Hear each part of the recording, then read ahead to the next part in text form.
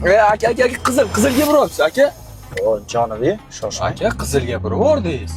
O'tgan safar ham sizga tushuntirdim-da. Shahboz aka hozir tushundim. Mana shu svetofor qizil bo'lsa ham qayerli olsa bo'ladimi? Jonibiy, o'tgan safar ham men sizga tushuntirgandim. Yana bir marta sizga batafsil keng tushuntiramiz. Yuring. Hop.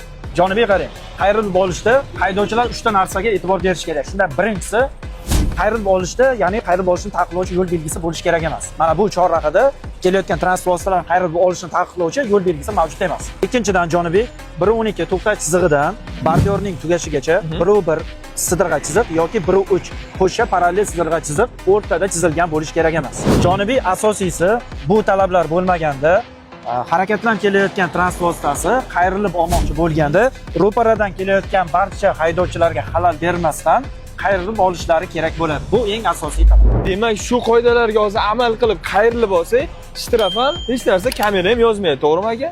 To'ppa-to'g'ri Jonibiy.